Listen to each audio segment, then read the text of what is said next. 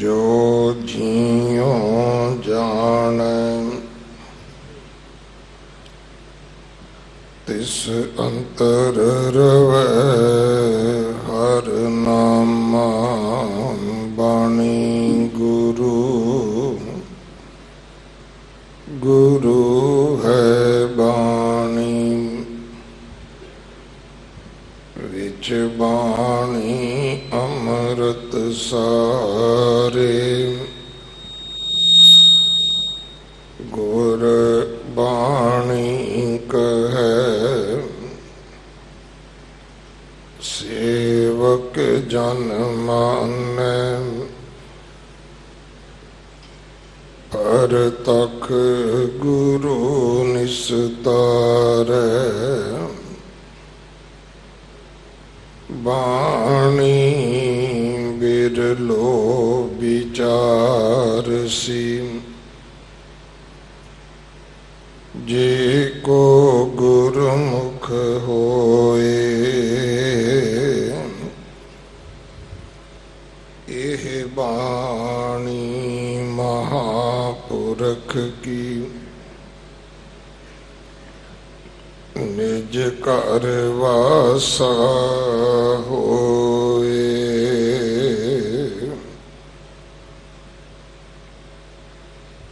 मारू महल्ला तीजा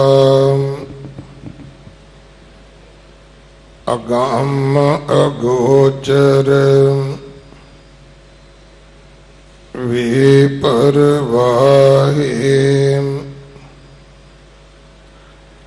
आपे मेहरवान अगम अथाहे अपड़ कोई ना सकै तिसनो गुर शब्दी मिलाया तुदनो सीवैं जो तुद पावैं गुर कै शब्दे सच समावैं अन दिन गुण रवैं दिन राती रसना हर रस पाया शब्द मरैं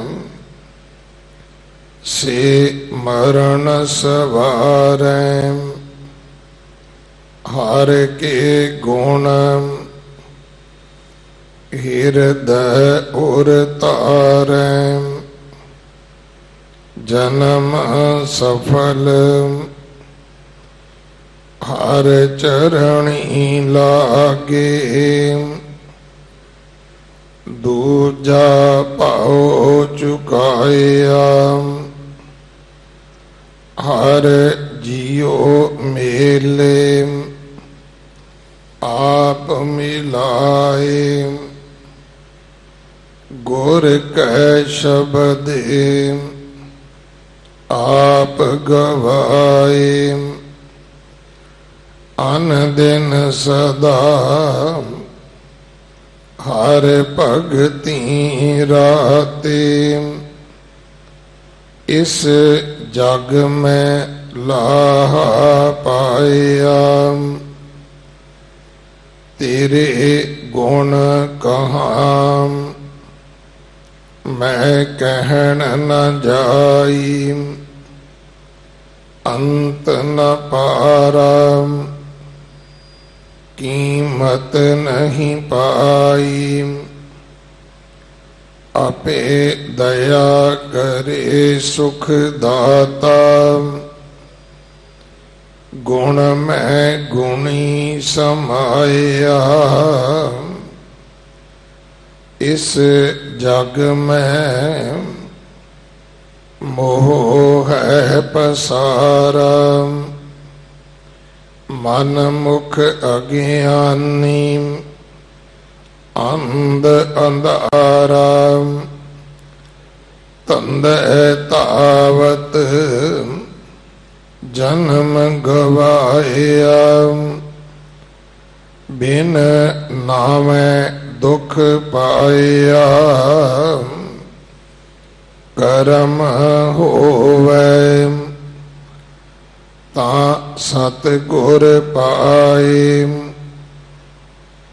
ਹਉ ਮੈਂ ਮੈਲ ਸ਼ਬਦ ਜਲਾਏ ਮਨ ਨਿਰਮਲ ਗਿਆਨ ਰਤਨ ਚਾਨਣ ਅਗਿਆਨ ਅੰਧੇਰ ਗਵਾਇਆ ਤੇਰੇ ਨਾਮ ਅਨੇਕ ਕੀਮਤ ਨਹੀਂ ਪਾਈ ਸਚ ਨਾਮ ਹਰ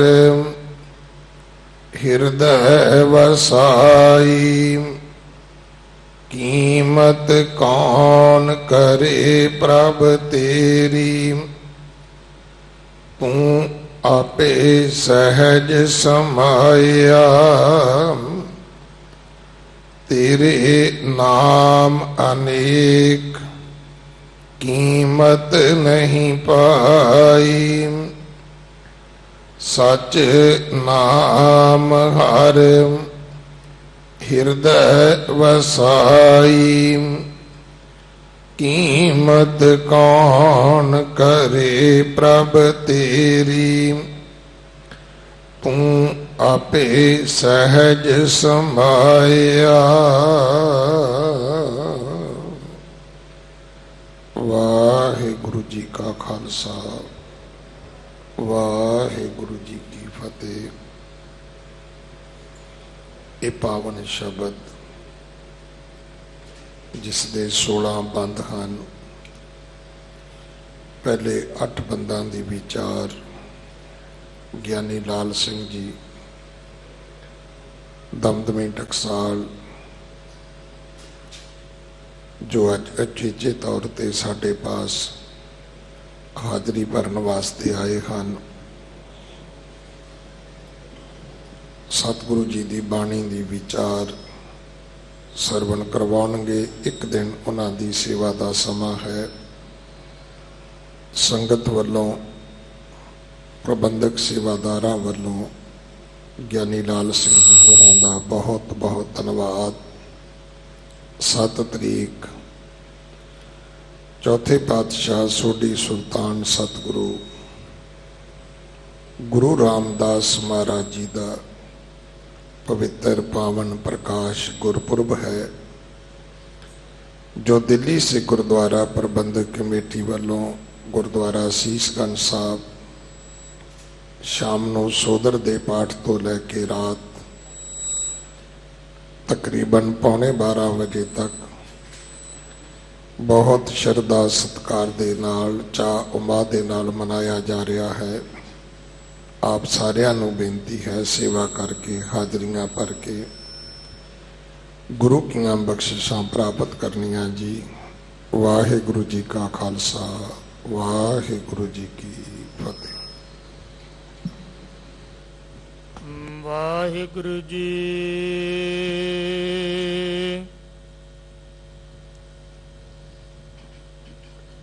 ਸਤਨਾਮ ਸ੍ਰੀ ਵਾਹਿਗੁਰੂ।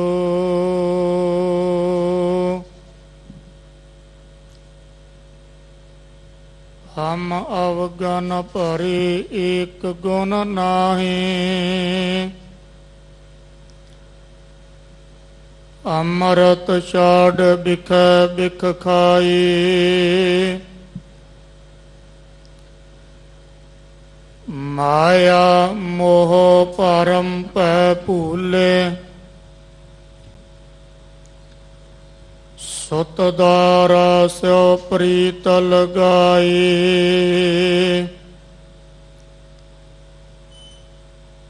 ਇਕ ਉੱਤਮ ਪੰਥ ਸੁਣਿਓ ਗੁਰ ਸੰਗਤ, ਤੇਹ ਮਲੰਤ ਜਮ ਤਰਾਸ ਮਟਾਈ। ਇਕ ਅਰਦਾਸ ਪਾਟ ਕੀਰਤ ਕੀ ਗੁਰ ਰਾਮਦਾਸ ਰਾਖੋ ਸਰਨਾਈ। ਇਕ ਅਰਦਾਸ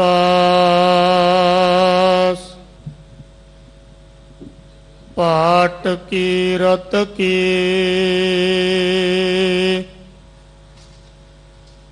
ਗੁਰ ਰਾਮਦਾਸ ਰਾਖੋ ਸਰਨਾਈ।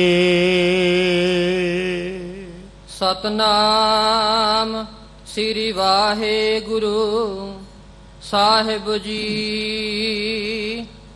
ਮਾਰੂ ਮਹੱਲਾ ਤੀਜਾ।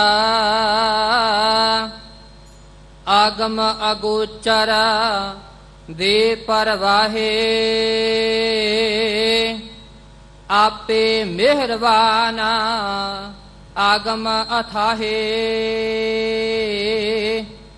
ਅਪੜ ਕੋਈ ਨ ਸਕੈ ਤਿਸਨਾ। ਗੁਰ ਸ਼ਬਦੀ ਮਿਲਾਇਆ। ਆਗਮ ਅਗੋਚਰ ਵੇ ਪਰਵਾਹੇ। ਵਾਹਿਗੁਰੂ ਜੀ ਕਾ ਖਾਲਸਾ ਵਾਹਿਗੁਰੂ ਜੀ ਕੀ ਫਤਿਹ। ਪਰਮ ਸਨਮਾਨ ਸਤਿਕਾਰਯੋਗ ਗੁਰੂ ਰੂਪ ਗੁਰੂ ਪਿਆਰੇ ਗੁਰੂ ਸਵਾਰੀ ਸਾਧ ਸੰਗਤ ਜੀਓ। ਸਤਿਗੁਰਾਂ ਦੀ ਅਪਾਰ ਕਿਰਪਾ ਬਖਸ਼ਿਸ਼ ਰਹਿਮਤ ਹੋਈ। ਅੱਠਵੇਂ ਪਾਤਸ਼ਾਹ ਧੰਨ ਸ੍ਰੀ ਗੁਰੂ ਹਰਿਕ੍ਰਿਸ਼ਨ ਮਹਾਰਾਜ, ਉਹਨਾਂ ਦੀ ਚਰਨ ਛੋਹ ਪਾਵਨ ਪਵਿੱਤਰ ਸਥਾਨ ਗੁਰਦੁਆਰਾ ਸ੍ਰੀ ਬੰਗਲਾ ਸਾਹਿਬ ਤੋਂ ਅੰਮ੍ਰਿਤ ਵੇਲੇ ਤੋਂ ਆਪ ਸੰਗਤਾਂ ਸਤਿਗੁਰਾਂ ਦੇ ਦਰਸ਼ਨ ਦਿਦਾਰੇ ਨਿਤਨੇਮ ਸਤਿਕਾਰਯੋਗ ਰਾਗੀ ਸਿੰਘਾਂ ਦੇ ਪਾਸੋਂ ਆਸਾ ਦੀ ਵਾਰ ਦਾ ਕੀਰਤਨ ਸਰਵਨ ਕਰਕੇ ਆਪਣੇ ਜੀਵਨ ਦੀਆਂ ਅਮੋਲਕ ਘੜੀਆਂ ਨੂੰ ਅਮੋਲਕ ਸਮੇਂ ਨੂੰ ਸਫਲੇ ਬਣਾਉਣ ਦਾ ਮਹਾਨ ਉਪਰਾਲਾ ਮਹਾਨ ਯਤਨ ਕਰ ਰਹੇ ਸੀ। ਤੀਸਰੇ ਪਾਤਸ਼ਾਹ ਧੰਨ ਗੁਰੂ ਅਮਰਦਾਸ ਮਹਾਰਾਜ, ਉਹਨਾਂ ਦੀ ਪਾਵਨ ਪਵਿੱਤਰ ਅਗੰਮੀ ਇਲਾਹੀ ਬਾਣੀ ਮਾਰੂ ਰਾਗ ਦੇ ਵਿੱਚ ਇਹ ਲੜੀਵਾਰ ਕਥਾ ਚੱਲ ਰਹੀ ਹੈ। 1067 ਅੰਗ ਦੇ ਉੱਪਰ ਇਹ ਪਾਵਨ ਪਵਿੱਤਰ ਸ਼ਬਦ ਆਪ ਜੀ ਨੇ ਸਤਿਕਾਰਯੋਗ ਸਿੰਘ ਸਾਹਿਬ ਗਿਆਨੀ ਰਣਜੀਤ ਸਿੰਘ ਜੀ ਦੇ ਪਾਸੋਂ ਸਰਵਨ ਕੀਤਾ। ਆਓ ਇਸ ਪਾਵਨ ਪਵਿੱਤਰ ਸ਼ਬਦ ਦੀ ਵਿਚਾਰ ਆਪ ਸਤਿਗੁਰੂ ਕਿਰਪਾ ਕਰਕੇ ਕਰਵਾ ਲੈਣ। ਪ੍ਰਾਰੰਭਤਾ ਤੋਂ ਪਹਿਲਾਂ ਇੱਕ ਵਾਰੀ ਪਿਆਰ ਦੀ ਸਤਿਕਾਰ ਦੀ ਸਹਿਤ ਬੋਲੋ। ਸਤਨਾਮ ਸ੍ਰੀ ਵਾਹਿਗੁਰੂ। ਸਤਨਾਮ ਸ੍ਰੀ ਵਾਹਿਗੁਰੂ। ਸਤਨਾਮ ਸ੍ਰੀ ਵਾਹਿਗੁਰੂ ਸਾਹਿਬ ਜੀ। ਮਾਰੂ ਮਹੱਲਾ ਤੀਜਾ। ਆਗਮ ਅਗੋਚਰ ਬੇਪਰਵਾਹੇ। ਮਾਰੂ ਰਾਗ ਦੇ ਵਿੱਚ ਤੀਸਰੇ ਪਾਤਸ਼ਾਹ ਧੰਨ ਗੁਰੂ ਅਮਰਦਾਸ ਮਹਾਰਾਜ ਮਹਾਨ ਬਖਸ਼ਿਸ਼ ਕਿਰਪਾ ਕਰ ਰਹੇ ਹਨ। ਵਾਹਿਗੁਰੂ ਅਕਾਲ ਪੁਰਖ ਦੀ ਵਡਿਆਈ ਕਰਦਿਆਂ ਹੋਇਆਂ ਵਾਹਿਗੁਰੂ ਪਰਮਾਤਮਾ ਬੇਅੰਤ ਹੈ। ਇਹ ਪਾਵਨ ਪਵਿੱਤਰ ਸ਼ਬਦ ਉਚਾਰਨ ਕਰ ਰਹੇ ਨੇ। ਆਗਮ ਅਗੋਚਰ ਬੇਪਰਵਾਹੇ। ਆਗਮ ਦਾ ਅਰਥ ਹੈ ਗਮ ਤੋਂ ਰਹਿਤ। ਜਥਾ ਪ੍ਰਕਰਮੰ ਤਥਾ ਅਰਥੰ। ਆਗਮ ਦਾ ਅਰਥ ਪਹੁੰਚ ਤੋਂ ਰਹਿਤ ਵੀ ਵਿਦਵਾਨਾਂ ਨੇ ਕੀਤਾ। ਆਗਮ ਦਾ ਅਰਥ ਖੌਫ ਤੋਂ ਰਹਿਤ, ਭੈ ਤੋਂ ਰਹਿਤ। ਅਗੋਚਰ, ਅਗੋਚਰ ਕਹਿੰਦੇ ਨੇ ਇੰਦਰੀਆਂ ਦੀ ਪਹੁੰਚ ਤੋਂ ਪਰਾਂ। ਬੇਪਰਵਾਹੇ, ਬੇਪਰਵਾਹ ਦਾ ਅਰਥ ਹੈ ਉਸ ਵਾਹਿਗੁਰੂ ਅਕਾਲ ਪੁਰਖ ਨੂੰ ਕਿਸੇ ਦੀ ਕੋਈ ਪਰਵਾਹ ਨਹੀਂ। ਭਾਵ ਬੇਪਰਵਾਹ। ਆਗਮ ਖੌਫ ਤੋਂ ਰਹਿਤ, ਆਗਮ ਪਹੁੰਚ ਤੋਂ ਰਹਿਤ। ਅਗੋਚਰ ਇੰਦਰੀਆਂ ਦੀ ਪਹੁੰਚ ਤੋਂ ਪਰੇ। ਜਦੋਂ ਆਪਾਂ ਧਾਰਮਿਕ ਗ੍ਰੰਥ ਪੜ੍ਹਾਂਗੇ ਨਾ, ਪਹਿਲਾਂ ਸੰਪਰਦਾਈ ਮਰਜ਼ਾਦਾ ਸੀ ਕਿ ਜਦੋਂ ਸਿੰਘ ਸੰਪਰਦਾਇ ਦੇ ਵਿੱਚ ਜਾਂਦਾ ਹੈ ਦਮਦਮੇ ਟਕਸਾਲ ਵਿਦਿਆ ਪੜ੍ਹਨ ਦੇ ਲਈ, ਸਭ ਤੋਂ ਪਹਿਲਾਂ ਉਹਨੂੰ ਬਾਲ ਉਪਦੇਸ਼ ਪੜ੍ਹਾਇਆ ਜਾਂਦਾ। ਬਾਲ ਉਪਦੇਸ਼ ਤੋਂ ਬਾਅਦ ਬਾਲ ਉਪਦੇਸ਼ ਦੇ ਵਿੱਚ ਮੁਹਾਰਨੇ, ਉਸ ਤੋਂ ਬਾਅਦ ਗੁਟਕਾ ਸਾਹਿਬ, ਫਿਰ ਪੰਜ ਗ੍ਰੰਥੀ 22 ਵਾਰਾਂ, ਭਗਤ ਬਾਣੀ ਪਹਿਲਾ ਭਾਗ, ਦੂਜਾ ਭਾਗ। ਇਹ ਸੰਪੂਰਨ ਗੁਰਬਾਣੀ ਦੀ ਸੰਥਿਆ ਜੋ ਅੱਜ ਵੀ ਮਰਜ਼ਾਦਾ ਹੈ, ਮੁੱਢਲੀ ਰਹੁ ਰੀਤੀ ਨਿਯਮ ਅੱਜ ਵੀ ਚੱਲ ਰਿਹਾ। ਜੇ ਕਿਸੇ ਨੇ ਕਥਾ ਸਿੱਖਣੀ ਹੁੰਦੀ ਤੇ ਉਸਤਾਦਾਂ ਨੇ ਛੋਟੇ ਗ੍ਰੰਥ ਪੜ੍ਹਾਉਣੇ। ਛੋਟੇ ਤੋਂ ਅਰਥ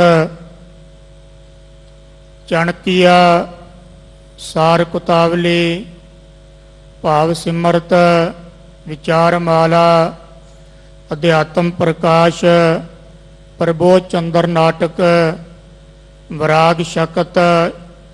ਇਹਨਾਂ ਗ੍ਰੰਥਾਂ ਨੂੰ ਪੜ੍ਹਾਉਣ ਤੋਂ ਭਾਵ ਇਹ ਸੀ ਵੀ ਜਿਹੜੇ ਇਹਨਾਂ ਗ੍ਰੰਥਾਂ ਦੇ ਵਿੱਚ ਸ਼ਬਦ ਆਉਂਦੇ ਆ ਨਾ, ਉਹਨਾਂ ਸ਼ਬਦਾਂ ਨੂੰ ਪੜ੍ਹ ਕੇ ਅਰਥ ਸਰਲ ਹੋ ਜਾਂਦੇ ਨੇ, ਸੌਖੇ ਹੋ ਜਾਂਦੇ ਨੇ। ਫਿਰ ਨਾਨਕ ਪ੍ਰਕਾਸ਼ ਮੰਗਲਾਂ ਤੋਂ ਸ਼ੁਰੂ ਹੁੰਦੇ, ਸੂਰਜ ਪ੍ਰਕਾਸ਼, ਸ੍ਰੀ ਦਸਮ ਗ੍ਰੰਥ, ਇਹ ਸਾਰੇ ਗ੍ਰੰਥ ਤਕਰੀਬਨ ਪੜ੍ਹਾਏ ਜਾਂਦੇ, ਅੱਜ ਵੀ ਜੋ ਪੜ੍ਹਾਏ ਜਾਂਦੇ ਨੇ, ਜਿਨ੍ਹਾਂ ਨੇ ਗਿਆਨੀ ਬਣਨਾ, ਕਥਾ ਸਿੱਖਣੀ ਆ। ਦਾਸ ਨੂੰ ਮੇਰੇ ਉਸਤਾਦ ਨੇ ਅਧਿਆਤਮ ਪ੍ਰਕਾਸ਼ ਗ੍ਰੰਥ ਪੜ੍ਹਾਇਆ। ਉਹ ਗ੍ਰੰਥ ਹੈ ਛੋਟਾ ਹੈ, ਪਰ ਬਹੁਤ ਗਿਆਨ ਵਾਲੇ ਬਚਨ ਨੇ ਉਹਦੇ ਵਿੱਚ। ਉਹਦੇ ਵਿੱਚ ਜਿਹੜਾ ਚੇਲਾ ਨਾ, ਜਿਹਨੂੰ ਆਪਾਂ ਸ਼ਿਸ਼ ਕਹਿ ਦਿੰਨੇ ਆ, ਸਿੱਖ ਕਹਿ ਦਿੰਨੇ ਆ, ਮੁਰੀਦ ਕਹਿ ਲਵੋ, ਉਹ ਸਵਾਲ ਕਰਦਾ ਹੈ ਤੇ ਗੁਰੂ ਜਵਾਬ ਦਿੰਦਾ ਹੈ। ਅਧਿਆਤਮਕ ਆਤਮਾ ਦਾ ਗਿਆਨ ਹੈ। ਪਹਿਲਾਂ ਇਹ ਵਿਚਾਰ ਆਉਂਦੀ ਆ ਕਿ ਇਹ ਸੰਸਾਰ ਦੀ ਉਤਪਤੀ ਕਿਸ ਤਰ੍ਹਾਂ ਹੋਈ। ਜਿਵੇਂ ਜਪਜੀ ਸਾਹਿਬ ਦਾ ਬਚਨ ਹੈ, ਕੀਤਾ ਪਸਾਓ ਏਕੋ ਕਵਾਓ, ਤਿਸਤੇ ਹੋਏ ਲੱਖ ਦਰਿਆਓ। ਇਹ ਸੰਸਾਰ ਦੀ ਉਤਪਤੀ ਕਿਸ ਨੇ ਕੀਤੀ? ਗੁਰੂ ਨਾਨਕ ਦੇ ਬਚਨ ਆਪਾਂ ਪੜ੍ਹਦੇ ਹਾਂ, ਕਮਨ ਸੁਵੇਲਾ ਵਖਤ ਕਮਨ, ਕਮਨ ਥਿਤ ਕਮਨ ਵਾਰ, ਕਵਨ ਸਰੁੱਤੀ ਮਾਹੋ ਕਮਨ, ਜਿਤ ਹੋਆ ਆਕਾਰ। ਅਧਿਆਤਮ ਪ੍ਰਕਾਸ਼ ਦੇ ਵਿੱਚ ਵੀ ਇਹੀ ਗਿਆਨ ਦਿੱਤਾ ਗਿਆ। ਉਹ ਤਰੀਕ ਕਿਹੜੀ ਆ, ਉਹ ਸਮਾਂ ਕਿਹੜਾ ਹੈ, ਉਹ ਦਿਨ ਕਿਹੜਾ ਹੈ ਜਦੋਂ ਇਹ ਸੰਸਾਰ ਦੀ ਉਤਪਤੀ ਹੋਈ। ਭਾਈ ਗੁਰਦਾਸ ਦੇ ਬਚਨ ਨੇ, ਪ੍ਰਿਥਮੈ ਸਾਸ ਨ ਮਾਸ ਸਨ, ਅੰਧ ਧੁੰਦ ਕਿਛ ਖਬਰ ਨ ਪਾਈ, ਰਕਤ ਬਿੰਦ ਕੀ ਦੇਹ ਰਚ, ਪੰਚ ਤਤ ਕੀ ਜੜਤ ਜੜਾਈ, ਪੌਣ ਪਾਣੀ ਬੈਸੰਤਰੋ, ਚੌਥੀ ਧਰਤੀ ਸੰਗ ਮਲਾਈ, ਪੰਜਮ ਵਿੱਚ ਆਕਾਸ਼ ਕਰ, ਕਰਤਾ ਛਟਮ ਅਧਿਸ਼ਟ ਸਮਾਈ। ਵੀ ਸਭ ਤੋਂ ਪਹਿਲਾਂ ਅਰਬਦ ਨਰਬਦ ਧੁੰਦੂਕਾਰਾ। ਉਹ ਕਿਹੜੀ ਤਰੀਕ ਸੀ, ਉਹ ਕਿਹੜਾ ਸਮਾਂ ਸੀ, ਉਹ ਕਿਹੜਾ ਦਿਨ ਸੀ, ਇਹਦੇ ਬਾਰੇ ਕਿਸੇ ਨੂੰ ਕੁਝ ਨਹੀਂ ਪਤਾ। ਫਿਰ ਅਧਿਆਤਮ ਪ੍ਰਕਾਸ਼ ਦੇ ਵਿੱਚ ਗਿਆਨ ਆਉਂਦਾ ਹੈ ਵੀ ਜਿਹੜੀ ਇਹ ਆਤਮਾ ਮਨੁੱਖ ਦੇ ਅੰਦਰ ਹੈ, ਨੋਟ ਕਰਿਓ, 5 ਗਿਆਨ ਇੰਦਰੀਆ ਤੇ 5 ਕਰਮ ਇੰਦਰੀਆ, 5 ਪ੍ਰਾਣ ਹੈ। ਥੋੜੀ ਜੀ ਬਰੀਕੀ ਵਾਲੀ ਵਿਚਾਰ ਹੈ। ਜਿਹੜੇ 5 ਗਿਆਨ ਇੰਦਰੀ ਨੇ ਆਪਣੇ ਸਰੀਰ ਦੇ ਅੰਦਰ, ਨੇਤਰ ਗਿਆਨ ਇੰਦਰੀ ਆ, ਜਿਹੜੀ ਇਹ ਚਮੜੀ ਆ ਇਹ ਗਿਆਨ ਇੰਦਰਾ, ਜਿਹੜੀ ਇਹ ਰਸਨਾ ਇਹ ਗਿਆਨ ਇੰਦਰਾ, ਜਿਹੜੀ ਇਹ ਨਾਸਕਾ ਨਾਸਾਂ ਇਹ ਗਿਆਨ ਇੰਦਰਾ। 5 ਇਸੇ ਤਰ੍ਹਾਂ ਕਰਮ ਇੰਦਰੀ ਨੇ। ਅੱਖਾਂ ਦੇ ਨਾਲ ਆਪਾਂ ਦੇਖਦੇ ਆਂ, ਦੇਖ ਕੇ ਪਛਾਣ ਕਰ ਲੈਨੇ ਆ ਵੀ ਇਹ ਫਲਾਨਾ ਬੰਦਾ ਹੈ। ਕੰਨਾਂ ਦੇ ਨਾਲ ਤੁਸੀਂ ਉਹਨੂੰ ਸਰਵਣ ਕਰ ਰਹੇ ਹੋ ਗੁਰਬਾਣੀ ਦੀ ਕਥਾ। ਇਹ ਕੰਨਾਂ ਦੇ ਰਾਹੀਂ ਤੁਹਾਡੇ ਅੰਦਰ ਨੂੰ ਜਾ ਕੇ ਛੂੰਹਦੀ ਹੈ, ਫਿਰ ਪਤਾ ਲੱਗਦਾ ਹੈ ਵੀ ਇਹ ਕਥਾ ਦੀ ਵਿਚਾਰ ਹੋ ਰਹੀ ਹੈ। ਇਹ ਵੀ ਇੱਕ ਗਿਆਨ ਇੰਦਰ ਹੈ। ਨਾਸਕਾਂ ਦੇ ਰਾਹੀਂ ਆਪਾਂ ਸੁਗੰਧੀ ਲੈਨੇ ਆ, ਸੁਗੰਧੀ ਲੈ ਕੇ ਪਤਾ ਲੱਗ ਜਾਂਦਾ ਹੈ ਵੀ ਇਸ ਤਰ੍ਹਾਂ ਦੀ ਸਮੈਲ ਆ ਰਹੀ ਆ, ਇਸ ਤਰ੍ਹਾਂ ਦੀ ਵਾਸ਼ਨਾ ਆ ਰਹੀ ਆ। ਇਹ ਵੀ ਇੱਕ ਗਿਆਨ ਇੰਦਰ ਹੈ। ਜੀਭਾ ਰਸਨਾ, ਰਸਨਾ ਦੇ ਦੁਆਰਾ ਆਪਾਂ ਪਦਾਰਥ ਨੂੰ ਚੱਖਦੇ ਆ, ਪਤਾ ਲੱਗਦਾ ਵੀ ਇਹ ਖੱਟਾ ਹੈ, ਇਹ ਮਿੱਠਾ ਹੈ, ਇਹ ਕੌੜਾ, ਇਹ ਸਲੂਣਾ। ਇਹ ਇੱਕ ਗਿਆਨ ਇੰਦਰ ਹੈ।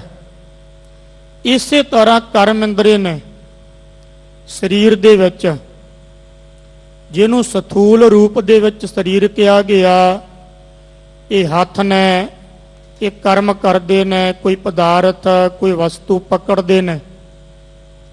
ਇਹ ਪੈਰ ਆ, ਪੈਰ ਚੱਲ ਕੇ ਗੁਰੂ ਘਰ ਦੇ ਵਿੱਚ ਆਉਂਦੇ ਨੇ। ਇਹ ਵੀ ਇੱਕ ਕਰਮ ਇੰਦਰ ਹੈ।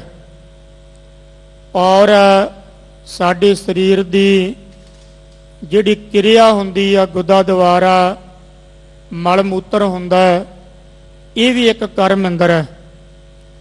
ਇਹ ਕਰਮ ਇੰਦਰੇ ਤੇ ਗਿਆਨ ਇੰਦਰੇ ਤੇ ਸਾਡੇ ਅੰਦਰ ਤਨ ਦੇ ਇੱਕ ਮਨ ਹੈ, ਇੱਕ ਬੁੱਧੀ ਹੈ, ਇੱਕ ਚਿੱਤ ਤੇ ਇੱਕ ਹੰਕਾਰ ਹੈ।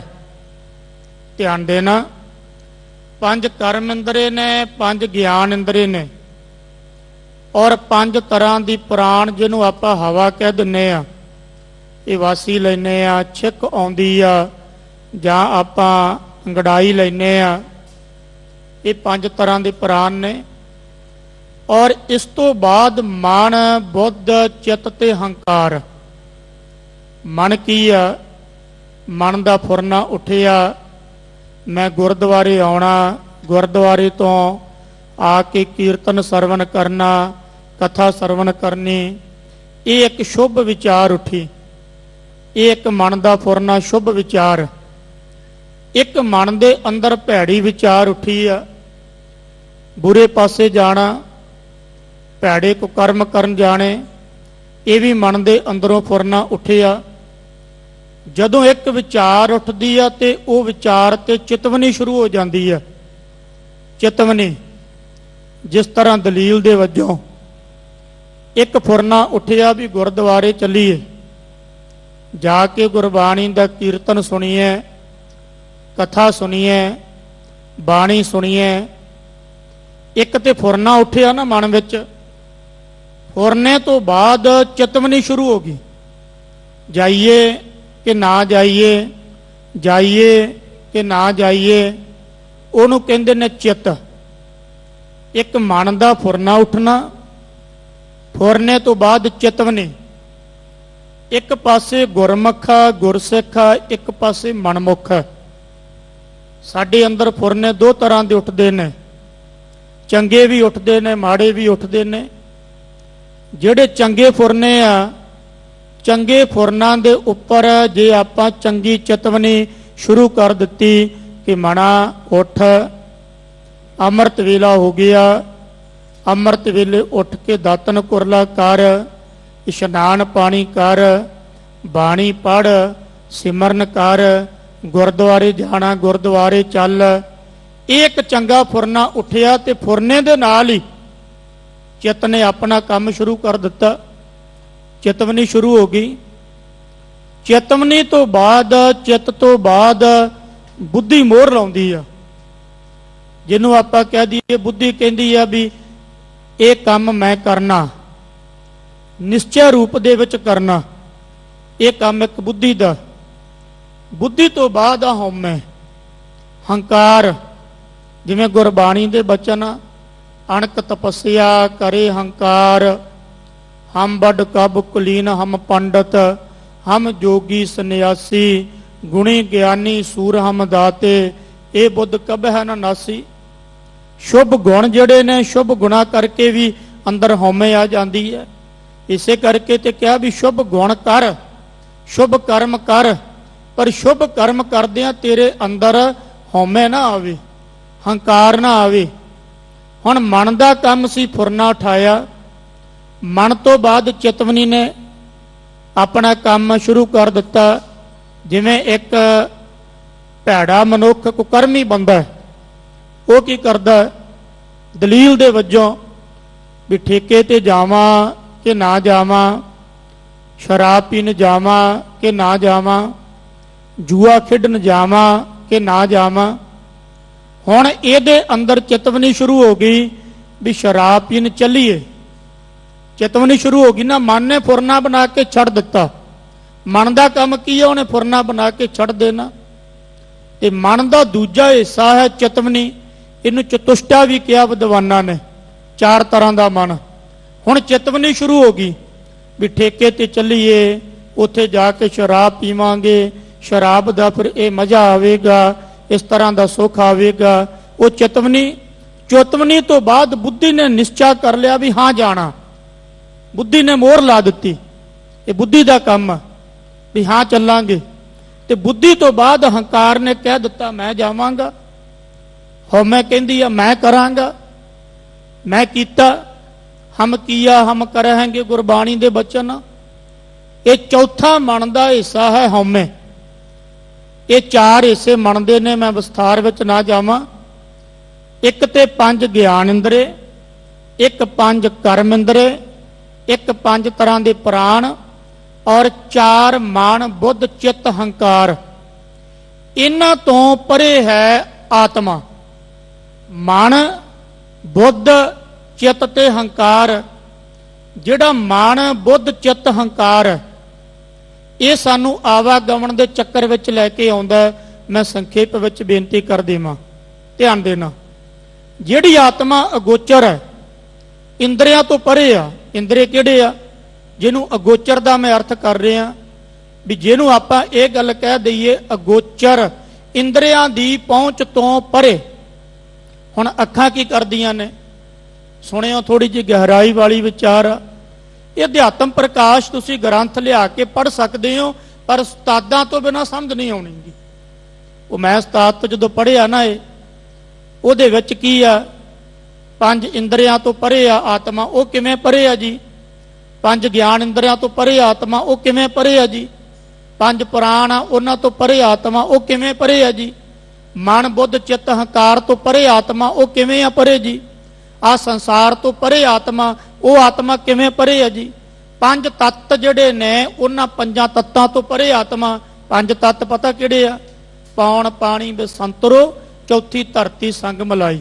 ਇੱਕ ਹਵਾ, ਇੱਕ ਪਾਣੀ, ਇੱਕ ਆਕਾਸ਼, ਇੱਕ ਧਰਤੀ। ਇਹ ਜਿਹੜੇ 5 ਤਰ੍ਹਾਂ ਦੇ ਤੱਤ ਨੇ, ਇਹਨਾਂ 5 ਤੱਤਾਂ ਤੋਂ 5 ਤੱਤਾਂ ਤੋਂ 5 ਪ੍ਰਕਿਰਤੀਆਂ। 5 ਪ੍ਰਕਿਰਤੀਆਂ ਕੀ ਆ? ਸੁਣਿਓ ਥੋੜਾ ਜਿਹਾ ਧਿਆਨ ਨਾਲ ਵੀ ਆਹ 5 ਤੱਤਾਂ ਦਾ ਸਰੀਰ ਬਣਿਆ। ਇਹ ਕਾਇਆ 5 ਤੱਤਾਂ ਦੀ ਬਣੀ ਆ। ਮੈਂ ਸੰਖੇਪ ਵਿੱਚ ਬੇਨਤੀ ਕਰਾਂ।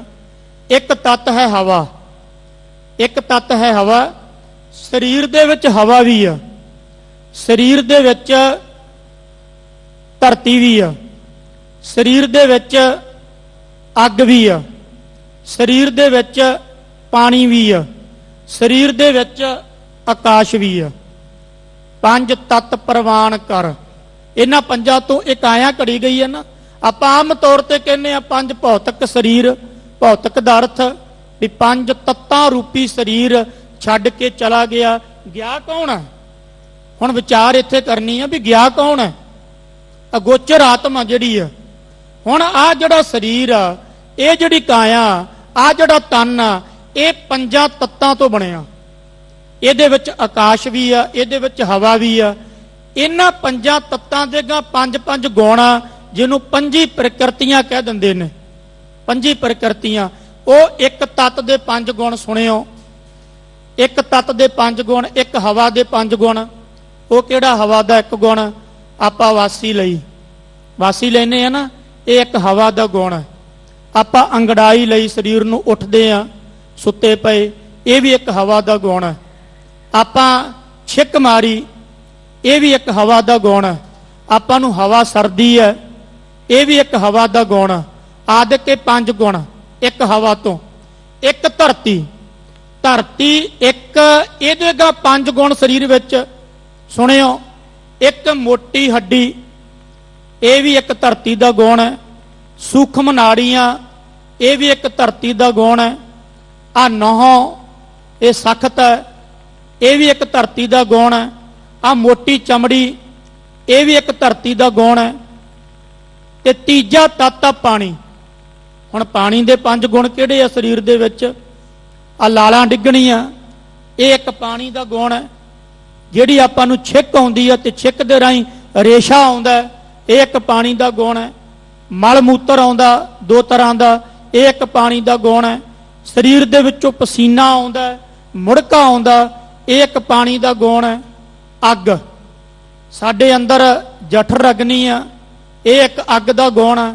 ਇਉਂ ਅਧਿਆਤਮ ਪ੍ਰਕਾਸ਼ ਦੇ ਵਿੱਚ ਵਿਸਥਾਰ ਪੂਰਵਕ ਇਹ ਸਾਰਾ ਖੋਲ ਕੇ ਦੱਸਿਆ ਵੀ 5 ਤੱਤ ਨੇ, 5 ਤੱਤਾਂ ਤੋਂ 5 ਪ੍ਰਕਿਰਤੀਆਂ ਨੇ।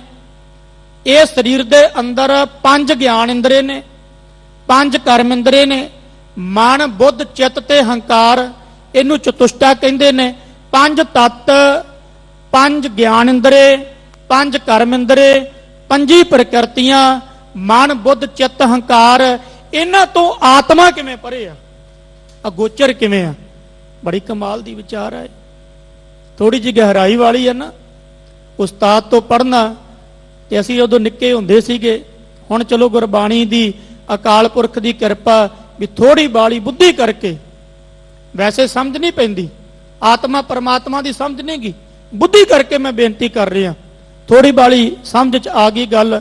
ਉਦੋਂ ਪੁੱਛਣਾ ਵੀ ਉਸਤਾਦ ਜੀ ਇਹ ਕੀ ਗੱਲ, ਤੇ ਉਹਨਾਂ ਨੇ ਸਾਨੂੰ ਹੱਸ ਕੇ ਅੱਗੋਂ ਕਹਿ ਦੇਣਾ ਕਿ ਗਿਆਨੀ ਜੀ ਬੇਟਾ ਇੱਕ ਪਾਣੀ ਚ ਮਧਾਣੀ ਆ, ਪਾਣੀ ਚ ਮਧਾਣੀ ਕੱਢਣ ਤੋਂ ਆਪਣਾ ਕਹਿਣ ਤੋਂ ਭਾਵੇਂ ਆ ਪਾਣੀ ਚ ਮਧਾਣੀ ਵੀ ਉਹਦਾ ਕੋਈ ਵੀ ਅੰਤ ਨਹੀਂ, ਉਹ ਬੇਅੰਤ।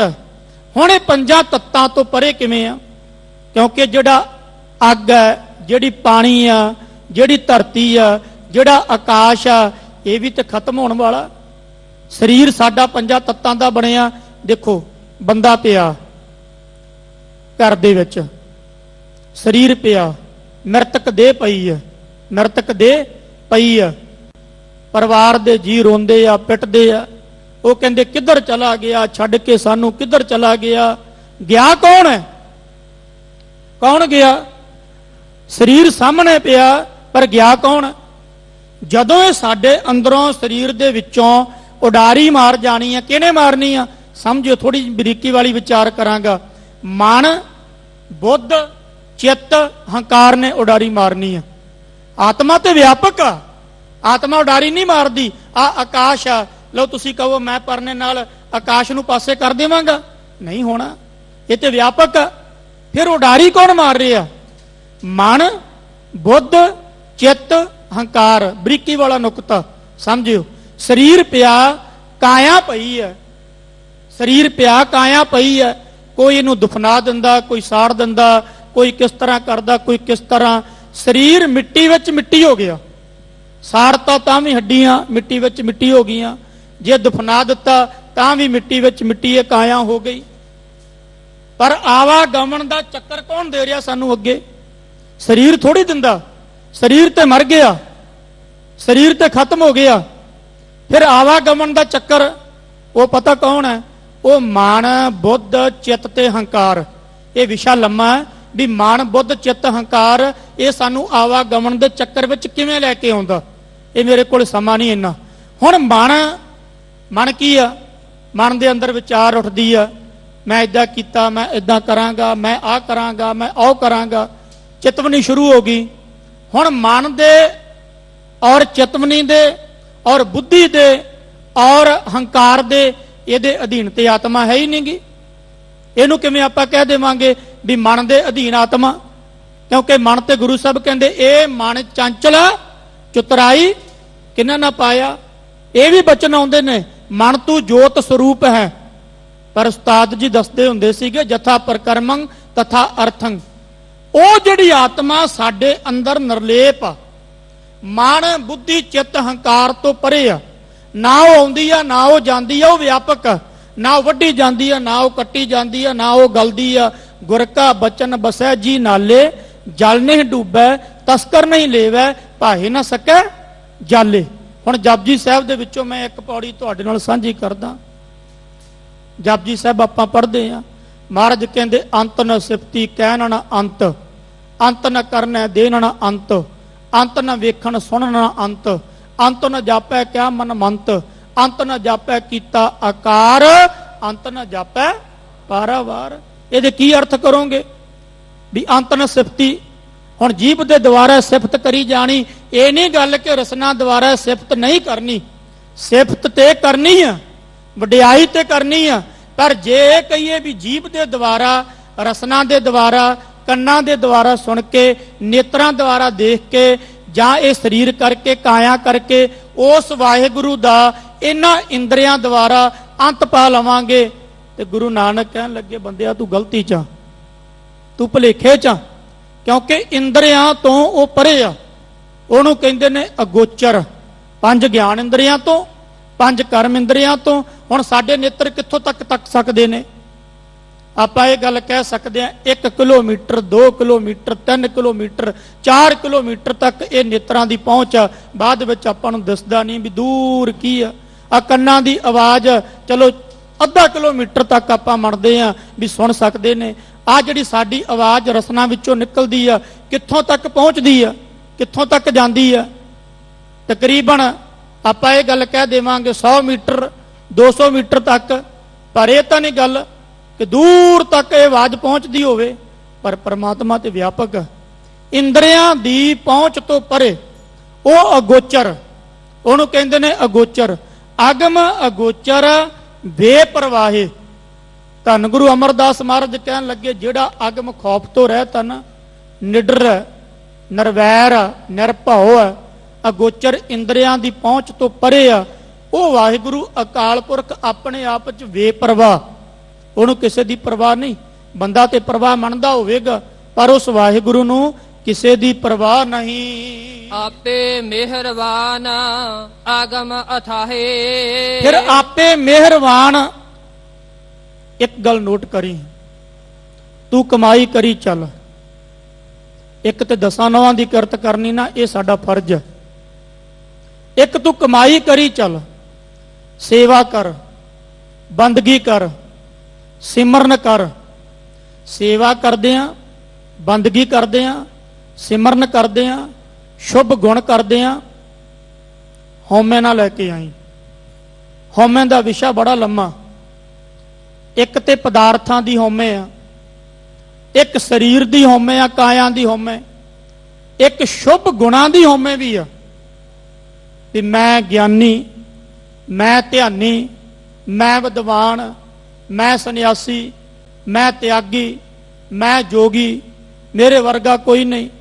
ਇਹ ਸ਼ੁਭ ਗੁਣਾਂ ਦੀ ਸੂਖਮ ਹਉਮੈ। ਮਹਾਰਾਜ ਕਹਿੰਦੇ ਵੀ ਤੂੰ ਸੇਵਾ ਸਿਮਰਨ ਕਰ, ਬੰਦਗੀ ਕਰ, ਬਸ ਤੂੰ ਸਤਿਗੁਰਾਂ ਦੇ ਚਰਨਾਂ 'ਚ ਅਰਦਾਸ ਕਰ।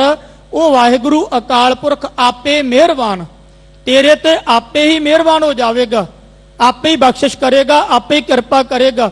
ਤੂੰ ਕਿਰਪਾ ਦਾ ਪਾਤਰ ਬਣ ਜਾ।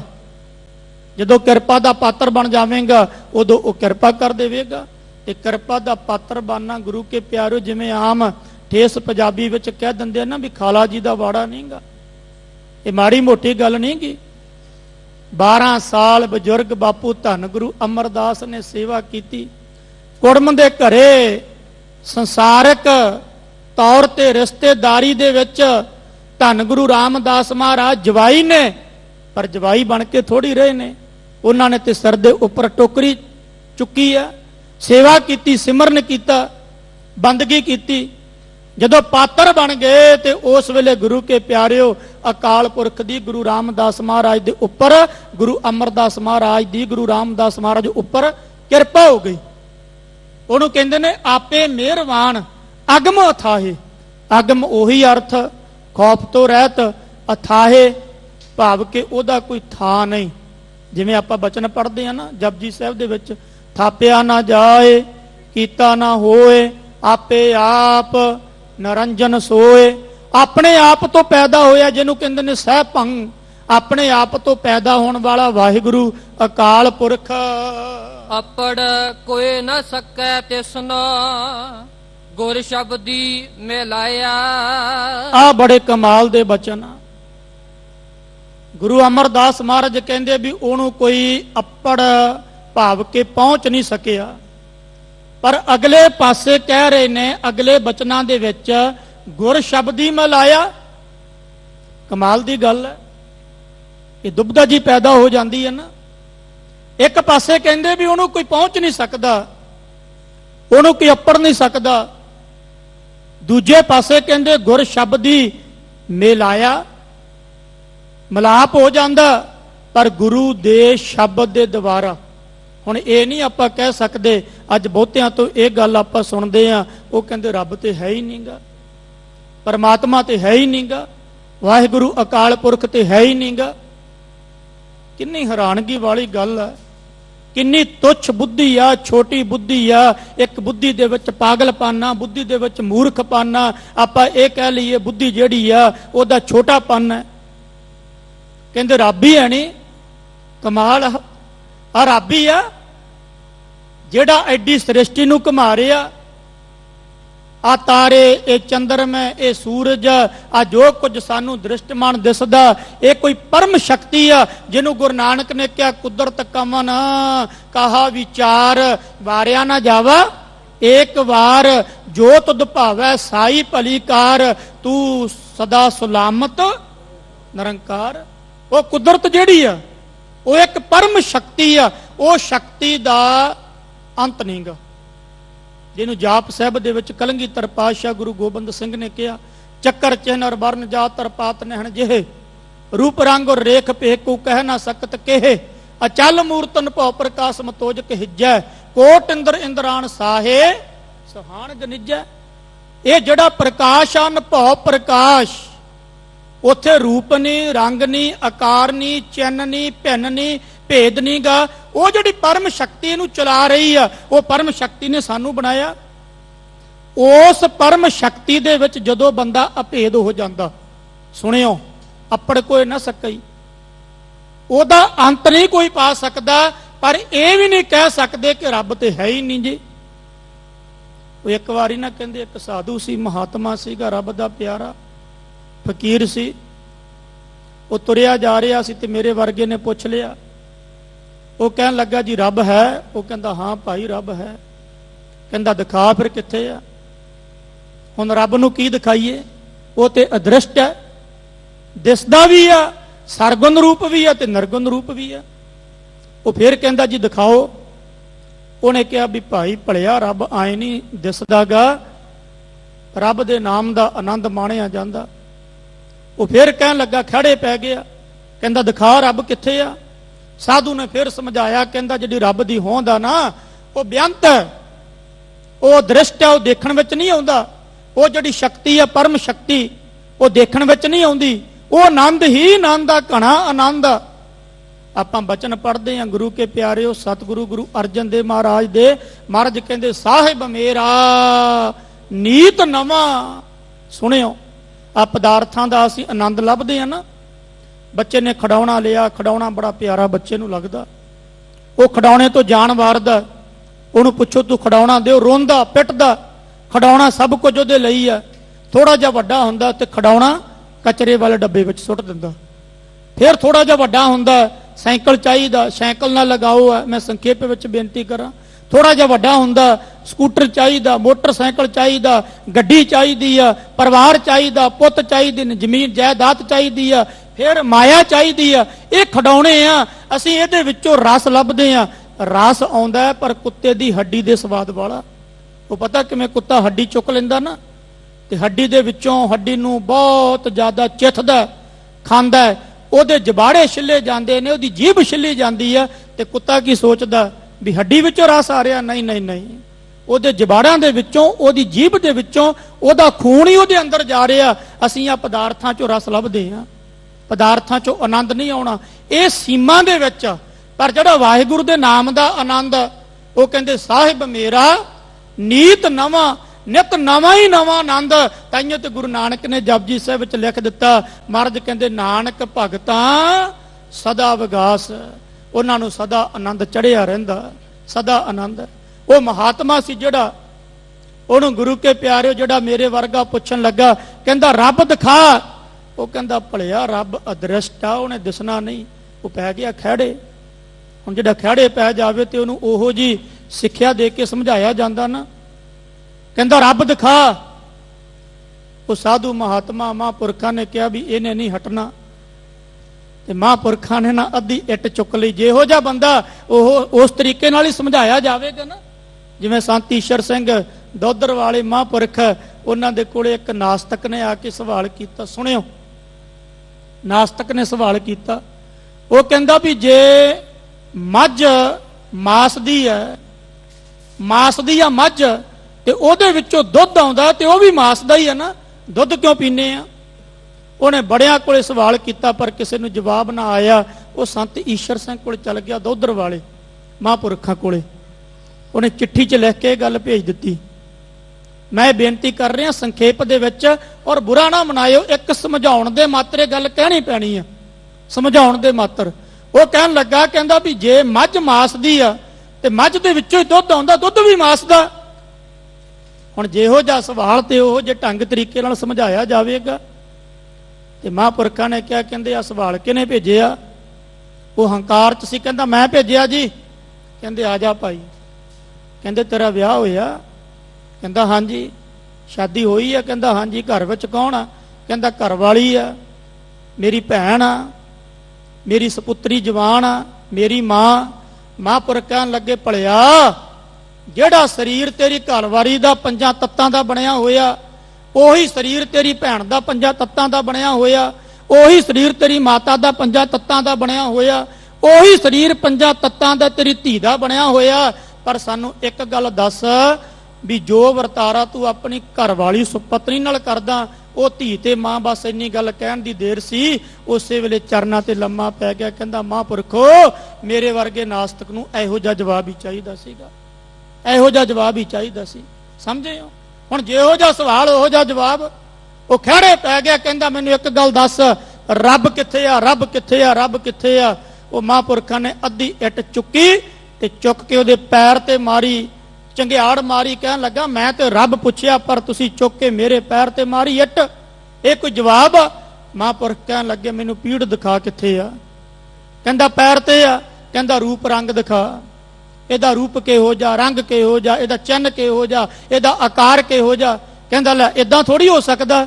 ਤੇ ਮਹਾਂਪੁਰਖ ਕਹਿਣ ਲੱਗੇ, ਫਿਰ ਜਾ ਚਲਾ ਜਾ, ਜੇ ਇਦਾਂ ਨਹੀਂ ਨਾ ਹੋ ਸਕਦਾ ਤੇ ਕਮਾਈ ਕਰ ਜਾ ਕੇ, ਫਿਰ ਤੈਨੂੰ ਵੀ ਮਹਿਸੂਸ ਹੋਵੇਗਾ, ਪਤਾ ਲੱਗੇਗਾ। ਬਾਤਨੀ ਅਸਮਾਨ ਗਰਾਵੇ। ਇਹ ਗੱਲਾਂ ਦੇ ਨਾਲ ਮੈਂ ਕਬੀਰ ਸਾਹਿਬ ਦਾ ਸ਼ਬਦ ਪੜ੍ਹਿਆ, ਬੜਾ ਆਨੰਦਮਈ ਸ਼ਬਦ ਹੈ। ਸੁਣਿਓ, ਕਬੀਰ ਸਾਹਿਬ ਦਾ ਸ਼ਬਦ 52 ਅੱਖਰੀ ਵਿੱਚ ਆਉਂਦਾ। ਉਹ ਕਹਿੰਦੇ ਹੈ ਤੋ ਸਹੀ। ਮੈਂ ਕਬੀਰ ਨੂੰ ਪੁੱਛਿਆ, ਬਾਪੂ ਰੱਬ ਹੈ, ਪਰਮਾਤਮਾ ਹੈ, ਵਾਹਿਗੁਰੂ ਅਕਾਲ ਪੁਰਖ ਹੈ? ਉਹ ਮੈਨੂੰ ਕਹਿਣ ਲੱਗੇ, ਹੈ ਤੋ ਸਹੀ। ਇਹ ਨਾ ਕहीं ਬੱਚਿਆ ਨਹੀਂ, ਉਹ ਰੱਬ ਹੈ ਤੋ ਸਹੀ। ਲਖਾ ਜੇ ਕੋਈ, ਕਹਿੰਦੇ ਜੇ ਕੋਈ ਉਸ ਵਾਹਿਗੁਰੂ ਨੂੰ ਜਾਣ ਲਵੇ, ਲਖਾ ਜੇ ਕੋਈ, ਤੇ ਜੇ ਜਾਣ ਲਿਆ ਜੀ ਫੇਰ ਦੱਸਿਆ ਜਾਵੇਗਾ ਉਹਦੇ ਬਾਰੇ। ਤੇ ਕਬੀਰ ਸਾਹਿਬ ਨੇ ਬੜੇ ਕਮਾਲ ਦੇ ਬਚਨ ਕਹੇ। ਕਹਿੰਦੇ ਜਦੋਂ ਉਹਨੂੰ ਜਾਣ ਲਿਆ, ਫਿਰ ਕਹਿੰਦੇ ਤਬ ਉਹੀ ਓਹੋ ਇਹੋ ਨਾ ਹੋਈ। ਕੀ ਦੱਸੇਗਾ? ਫਿਰ ਕਹਿੰਦੇ ਉਹੀ ਓਹੋ ਇਹੋ ਨਾ ਹੋਈ। फिर तक कबीर तू तू करता तू हुआ, मुझ में रहा ना हूं, जब आपा परका मिट गया जत देखा तत तू। अकाल उस्तत विच गुरु गोबिंद सिंह दे बचन, रब दी तस्वीर खिंची। रब की है, परमात्मा की है? गुरु गोबिंद सिंह महाराज ने भी रब किथे है, रब है कि नहीं? मैं अकाल उस्तत दे विच लग नराज छंद पढ़िया, लग नराज छंद, बड़ा आनंद आया। मैं संखेप विच बेनती करा। गुरु गोबिंद सिंह कहन लगे, बच्चा है पर है किथे जी? कहंदे जले हरी, थले हरी, उरे हरी, बने हरी, गिरे हरी, गुफे हरी, छते हरी, नभे हरी, इहा हरी, ऊहा हरी, जमी हरी, जमा हरी, अलेख हरी, अपेख हरी, अदोख हरी, अद्वैख हरी, अजंतर हरी, अमंतर हरी, सुतेज हरी, अतंत्र हरि, अकाल हरि, अपाल हरि, अछेद हरि, अपेद हरि, अजात हरि, अपात हरि, अमृत हरि, अमात हरि, अरोग हरि, असोग हरि, अकर्म हरि, अपरम हरि। फिर कहने लगे अखंड हरि, अपंड हरि, अडंड हरि, प्रचंड हरि, भजो हरि, थपो हरि, जपो हरि, तपो हरि, जलस तुही, थलस तुही, नदस तुही, नदस तुही, वृक्षस तुही, पतस तुही, छितस तुही, उर्दस तुही, रटस पजस तुही, भजस तुही, रटस तुही, ठटस तुही, जमी तुही, जमा तुही, मकी तुही, मका तुही, अच्छा तुही, अछू तुही, अपह तुही, अपू तुही। ते फिर गुरु के प्यारे चौंकड़ा मार दिया गुरु गोबिंद सिंह महाराज दी लागी समाधि। अकाल उस्तत पढ़ियो, पढ़न वाले वीर पढ़दे होणगे। महाराज कहन लगे, तू ही तू ही तू ही तू ही तू ही तू ही तू ही तू ही तू ही तू ही तू ही तू ही तू ही तू ही तू ही। आवाज नहीं आई, गज के बोले हो। संज्ञा ना करो, बाणी पढ़दे आ, गज के बोले हो। ਤੂੰ ਹੀ ਤੂੰ ਹੀ ਤੂੰ ਹੀ ਤੂੰ ਹੀ ਤੂੰ ਹੀ ਤੂੰ ਹੀ ਤੂੰ ਹੀ ਤੂੰ ਹੀ ਤੂੰ ਹੀ ਤੂੰ ਹੀ ਤੂੰ ਹੀ ਵਾਹਿਗੁਰੂ ਤੂੰ ਹੀ ਤੂੰ ਹੀ ਤੂੰ ਹੀ ਮੇਰੀ ਰਸਨਾ ਜਪਦੀ ਤੂੰ ਹੀ ਮੇਰੀ ਰਸਨਾ ਜਪਦੀ ਤੂੰ ਹੀ ਰਸਨਾ ਜਪਦੀ ਤੂੰ ਹੀ ਰਸਨਾ ਜਪਦੀ ਤੂੰ ਹੀ ਤੂੰ ਹੀ ਤੂੰ ਹੀ ਤੂੰ ਹੀ ਤੂੰ ਹੀ ਤੂੰ ਹੀ ਤੂੰ ਹੀ ਤੂੰ ਹੀ ਤੂੰ ਹੀ ਤੂੰ ਹੀ ਤੂੰ ਹੀ ਤੂੰ ਹੀ ਤੂੰ ਹੀ ਤੂੰ ਹੀ ਤੂੰ ਹੀ ਤੂੰ ਹੀ ਗੁਰੂ ਗੋਬਿੰਦ ਸਿੰਘ ਮਹਾਰਾਜ ਦੀ ਸਮਾਧੀ ਲੱਗੀ, ਕਹਿੰਦੇ 16 ਪਹਿਰ ਮਹਾਰਾਜ ਦੀ ਸਮਾਧੀ ਲੱਗੀ ਰਹੀ, ਤੂੰ ਹੀ ਕਰਦੇ ਰਹੇ, ਕਿਉਂਕਿ ਆਨੰਦ ਆਉਂਦਾ ਨਾ। ਕਹਿੰਦੇ ਹੈ ਇਹ ਨਹੀਂ ਗੱਲ ਕਿ ਨਹੀਂ, ਪਰ ਅੱਪੜ ਕੋਏ ਨਾ ਸਕਈ, ਕਹਿੰਦੇ ਜਿਹੜਾ ਉਹ ਵਾਹਿਗੁਰੂ ਅਕਾਲ ਪੁਰਖ ਨਾ ਅੱਪੜ ਕੋਏ ਨਾ ਸਕੈ, ਤਿਸਨੋ ਗੁਰ ਸ਼ਬਦੀ ਮਲਾਇਆ। ਕਹਿੰਦੇ ਗੁਰੂ ਦੇ ਸ਼ਬਦ ਦੁਆਰਾ ਉਹਦਾ ਮਲਾਪ ਹੋ ਜਾਂਦਾ, ਫਿਰ ਉਹਦੇ ਬਾਰੇ ਕੋਈ ਬਿਆਨ ਕਰ ਸਕਦਾ? ਮਹਾਰਾਜ ਕਹਿੰਦੇ ਨਹੀਂ ਭਾਈ, ਉਹਦੇ ਬਾਰੇ ਕੋਈ ਬਿਆਨ ਨਹੀਂ ਕਰ ਸਕਦਾ, ਉਹਦਾ ਤੇ ਆਨੰਦ ਮਾਣਿਆ ਜਾਂਦਾ ਹੈ। ਤੁਧਨੋ ਸੇਵ ਹੈ ਜੋ ਤੁਧ ਭਾਵੈ। ਕਹਿੰਦੇ ਜਿਨ੍ਹਾਂ ਨੂੰ ਤੂੰ ਚੰਗਾ ਲੱਗਦਾ, ਇਹਦੇ ਅਰਥ ਇਸ ਤਰ੍ਹਾਂ ਨੇ, ਉਹ ਤੇਰੀ ਸੇਵਾ ਕਰਦੇ ਨੇ, ਉਹ ਤੇਰਾ ਨਾਮ ਜਪਦੇ ਨੇ, ਉਹ ਸਿਮਰਨ ਕਰਦੇ ਨੇ, ਜਾਂ ਦੂਜੇ ਅਰਥ ਤੁਧਨੋ ਸੇਵੈ, ਜਿਨ੍ਹਾਂ ਤੇ ਤੂੰ ਕਿਰਪਾ ਕਰ ਦਿੰਨਾ, ਜਿਨ੍ਹਾਂ ਤੇ ਤੂੰ ਬਖਸ਼ਿਸ਼ ਕਰਦਾ, ਰਹਿਮਤ ਕਰਦਾ, ਉਹ ਹੀ ਤੇਰੀ ਸੇਵਾ ਸਿਮਰਨ ਕਰ ਸਕਦੇ ਹਨ। ਗੁਰ ਕੈ ਸ਼ਬਦੇ ਸੱਚ ਸੁਭਾਵ ਹੈ। ਕਹਿੰਦੇ ਗੁਰੂ ਦੇ ਸ਼ਬਦ ਦੇ ਦੁਆਰਾ ਹੀ ਸੱਚ ਵਿੱਚ ਸਮਾਇਆ ਜਾਂਦਾ। ਅਨ ਦਿਨ ਗੁਣ ਰਵ ਹੈ ਦਿਨ ਰਾਤੀ, ਰਸਨਾ ਹਰ ਰਸ ਪਾਇਆ। ਦਿਨ ਰਾਤ ਕਹਿੰਦੇ ਫਿਰ ਉਹ ਵਾਹਿਗੁਰੂ ਦਾ ਨਾਮ ਜਪਦੇ ਨੇ, ਸਿਮਰਨ ਕਰਦੇ ਨੇ, ਫਿਰ ਕੀ ਹੁੰਦਾ? ਕਹਿੰਦੇ ਰਸਨਾ ਹਰ ਰਸ ਪਾਇਆ। ਜਿਹੜੀ ਇਹ ਰਸਨਾ ਨਾ ਹਰੀ ਦੇ ਰਸ ਦੇ ਵਿੱਚ ਰੰਗੀ ਜਾਂਦੀ ਹੈ। ਇਹ ਵਿਸ਼ਾ ਬੜਾ ਲੰਮਾ ਗੁਰੂ ਕੇ ਪਿਆਰਿਓ, ਕਿਵੇਂ ਰੰਗੀ ਜਾਂਦੀ ਆ? ਔਰ ਮੈਂ ਲਾਈਵ ਇਹ ਬੇਨਤੀ ਕਰਦਾ, ਪ੍ਰੈਕਟੀਕਲ ਕਰ ਲਓ ਤੁਸੀਂ। ਮੈਂ ਨਿਸ਼ਚੇ ਨਾਲ ਕਹਿਣਾ, ਰਸਨਾ ਦੁਆਰਾ ਜਪੋਗੇ ਨਾ, ਆ ਗਲੇ ਚ ਆ ਜਾਵੇਗਾ, ਫਿਰ ਗਲੇ ਚ ਆਨੰਦ ਆਵੇਗਾ, ਗਲੇ ਚੋਂ ਹਿਰਦੇ ਨੂੰ ਜਾ ਕੇ ਗੁਰੂ ਕੇ ਪਿਆਰਿਓ ਚੋਟ ਕਰੇਗਾ, ਤੇ ਹਿਰਦੇ ਤੋਂ ਜਾ ਕੇ ਨਾਭੀ ਨੂੰ ਚੋਟ ਮਾਰੇਗਾ। ਪਰ ਕਮਾਈ ਨਹੀਂ ਕਰਦੇ, ਅਸੀਂ ਤਾਂ ਗੱਲਾਂ ਕਰੀ ਜਾਂਦੇ ਆ। ਇਹ ਕੋਈ ਮਾੜੀ ਮੋਟੀ ਗੱਲ ਨਹੀਂ ਗੀ। ਮਹਾਰਾਜ ਕਹਿੰਦੇ ਪਹਿਲਾਂ ਰਸਨਾ ਦੁਆਰਾ ਜਪ, ਫਿਰ ਤੈਨੂੰ ਆਨੰਦ ਆਵੇਗਾ। ਸ਼ਬਦ ਮਰਹਿ ਸੇ ਮਰਨ ਸਵਾਰ ਹੈ। ਇਉਂ ਕਹਿੰਦੇ ਸ਼ਬਦ ਦੇ ਦੁਆਰਾ ਤੂੰ ਮਰ ਜਾਵੇਂਗਾ। ਮੈਂ ਆਰੰਭਤਾ ਵਿੱਚ ਬੇਨਤੀ ਕੀਤੀ ਸੀ ਨਾ, ਮਨ ਬੁੱਧ ਚਿੱਤ ਹੰਕਾਰ, ਇਹਨਾਂ ਚਾਰਾਂ ਨੂੰ ਸ਼ਬਦ ਨੇ ਮਾਰਨਾ। ਸ਼ਬਦ ਕਿਹੜਾ? ਹੁਣ ਤੇ ਨਵੀਂ ਗੱਲ ਚੱਲੀ ਹੈ, ਕਹਿੰਦੇ ਜੀ ਬਸ ਗਿਆਨ ਤੱਕ ਸੀਮਤ ਰਹੋ, ਬਸ ਆ ਗਿਆਨ ਹੋ ਗਿਆ। ਨਹੀਂ ਭਾਈ, ਗਿਆਨ ਤੇ ਮੈਂ ਪੜ੍ਹ ਲਿਆ, ਤੁਹਾਨੂੰ ਅਰਥ ਕਰਕੇ ਦੱਸ ਦਿੱਤੇ, ਇੱਥੋਂ ਤੱਕ ਹੀ। ਸ਼ਬਦ ਮਰਹਿ, ਸ਼ਬਦ ਨੂੰ ਤੋਤਾ ਰਟਨ ਕਰਕੇ ਜਪਣਾ ਪੈਣਾ। ਉਹ ਸ਼ਬਦ ਨੇ ਤੇਰਾ ਮਨ ਬੁੱਧ ਚਿੱਤ ਤੇ ਹੰਕਾਰ ਉਹਨੂੰ ਮਾਰ ਦੇਣਾ। ਜਦੋਂ ਮਨ ਬੁੱਧ ਚਿੱਤ ਹੰਕਾਰ ਮਰ ਗਿਆ, ਫਿਰ ਤੂੰ ਉਹਦੇ ਵਿੱਚ ਵਿਆਪਕ ਹੋ ਜਾਵੇਂਗਾ, ਰੱਬ ਵਿੱਚ ਵਿਆਪਕ ਹੋ ਜਾਵੇਂਗਾ। ਹਰ ਕੇ ਗੁਣ ਹਿਰਦੈ ਉਰ ਧਾਰ ਹੈ। ਇਉਂ ਕਹਿੰਦੇ ਰੱਬ ਦੇ ਗੁਣਾਂ ਨੂੰ ਹਿਰਦੇ ਵਿੱਚ ਧਾਰਿਆ ਜਾਂਦਾ। ਜਨਮ ਸਫਲ ਹਰ ਚਰਨੀ ਲਾਗੇ। ਮਹਾਰਾਜ ਜਨਮ ਕਿਵੇਂ ਸਫਲ ਹੋਵੇ? ਕਹਿੰਦੇ ਵਾਹਿਗੁਰੂ ਦੇ ਚਰਨਾਂ ਵਿੱਚ ਲੱਗ ਕੇ। ਦੂਜਾ ਭਾਉ ਚੁਕਾਇਆ। ਫਿਰ ਜਿਹੜਾ ਦੂਜਾ ਭਾਉ ਆ ਨਾ, ਦਵੈਤ ਭਾਵਨਾ, ਉਹ ਤੇ ਚੱਕੀ ਜਾਂਦੀ ਆ, ਖਤਮ ਹੋ ਜਾਂਦੀ ਆ। ਹਰ ਜੀਓ ਮੇਲੇ ਆਪ ਮਿਲਾਏ। ਵਾਹਿਗੁਰੂ ਆਪ ਹੀ ਕਿਰਪਾ ਕਰਕੇ ਕਹਿੰਦੇ ਮਿਲਾਉਂਦਾ, ਜਿਹਦੇ ਉੱਪਰ ਕਿਰਪਾ ਕਰਦਾ। ਗੁਰ ਕੈ ਸ਼ਬਦੇ ਆਪ ਗਵਾਏ। ਗੁਰੂ ਦੇ ਸ਼ਬਦ ਦੁਆਰਾ ਹੀ ਆਪਾ ਭਾਵ ਹੰਕਾਰ ਮਰਦਾ ਹੈ। ਆਨੰਦਨ ਸਦਾ ਹਰ ਭਗਤੀ ਰਾਤੇ। ਜਿਹੜੇ ਅਣਦਨ ਦਿਨ ਰਾਤ ਵਾਹਿਗੁਰੂ ਦੀ ਭਗਤੀ ਵਿੱਚ ਰਤੇ ਨੇ, ਇਸ ਯੁਗ ਮਹਿ ਲਾਹਾ ਪਾਇਆ। ਇਸ ਯੁੱਗ ਦੇ ਵਿੱਚ, ਸੰਸਾਰ ਦੇ ਵਿੱਚ ਆਪਾਂ ਪੜ੍ਹਦੇ ਆ ਨਾ, ਵਿੱਚ ਦੁਨੀਆ ਸੇਵ ਕਮਾਈ ਹੈ ਤਾਂ ਦਰਗ ਹੈ ਬੈਸਨ ਪਾਈ ਹੈ। ਇੱਥੇ ਕਰਮ ਕਰਨੇ ਪੈਣੇ ਨੇ। ਕਹਿੰਦੇ ਇਸ ਯੁੱਗ ਦੇ ਵਿੱਚ ਜਦੋਂ ਸੇਵਾ ਕਰਦੇ ਨੇ, ਅੱਗੇ ਜਾ ਕੇ ਫਿਰ ਸਤਿਗੁਰਾਂ ਦੀ ਕਿਰਪਾ ਹੁੰਦੀ ਆ। ਇਹ ਚਾਰ ਬੰਦ, ਇਹਨਾਂ ਦੀ ਵਿਆਖਿਆ ਸਤਿਗੁਰੂ ਧੰਨ ਗੁਰੂ ਹਰਿਕ੍ਰਿਸ਼ਨ ਮਹਾਰਾਜ ਨੇ ਆਪ ਕਰਵਾ ਲਈ। ਕੋਟਾਨ ਕੋਟ ਧੰਨਵਾਦ ਸਾਹਿਬ ਸ੍ਰੀ ਗੁਰੂ ਗ੍ਰੰਥ ਸਾਹਿਬ ਮਹਾਰਾਜ ਜੀ ਦਾ, ਔਰ ਕੋਟਾਨ ਕੋਟ ਧੰਨਵਾਦ ਸਿੰਘ ਸਾਹਿਬ ਗਿਆਨੀ ਰਣਜੀਤ ਸਿੰਘ ਜੀ, ਇੱਥੋਂ ਦੇ ਪ੍ਰਬੰਧਕ ਸੱਜਣ ਸਤਿਕਾਰਯੋਗ ਭਾਈ ਮਨਜੀਤ ਸਿੰਘ ਜੀ ਕੇ, ਸਤਿਕਾਰਯੋਗ ਮਨਜਿੰਦਰ ਸਿੰਘ ਸਿਰਸਾ, ਭਾਈ ਪਰਮਜੀਤ ਸਿੰਘ ਰਾਣਾ ਔਰ ਬਹੁਤ ਹੀ ਅਤੀ ਸਤਿਕਾਰਯੋਗ ਭਾਈ ਕੁਲਮੋਹਨ ਸਿੰਘ ਜੀ ਔਰ ਮਹਾਂਪੁਰਖ ਸੰਤ ਬਾਬਾ ਹੁਰਨਾਮ ਸਿੰਘ ਜੀ, ਸਿੰਘ ਸਾਹਿਬ ਜਸਬੀਰ ਸਿੰਘ ਜੀ ਰੋਡੇ, ਜਿਨ੍ਹਾਂ ਤੇ ਸਤਿਗੁਰਾਂ ਦੀ ਕਿਰਪਾ ਰਹਿਮਤ ਹੈ, ਭਾਈ ਜਸਬੀਰ ਸਿੰਘ, ਸਾਰਿਆਂ ਦਾ ਕੋਟਾਨ ਕੋਟ ਧੰਨਵਾਦ ਆ। ਇੱਕ ਬੇਨਤੀ ਕਰ ਦੇਵਾਂ ਗੁਰੂ ਕੇ ਪਿਆਰਿਓ, ਨਿੱਕੀ ਨਿੱਕੀ ਗੱਲ ਤੇ ਸ਼ੰਕੇ ਨਾ ਕਰਿਆ ਕਰੋ। ਧੰਨ ਗੁਰੂ ਰਾਮਦਾਸ ਮਹਾਰਾਜ, ਉਹਨਾਂ ਦਾ ਪ੍ਰਕਾਸ਼ ਦਿਹਾੜਾ ਆ ਰਿਹਾ, ਉਹਨਾਂ ਤੇ ਪੂਰਨ ਤੌਰ ਤੇ ਨਿਸ਼ਚਾ ਰੱਖੋ।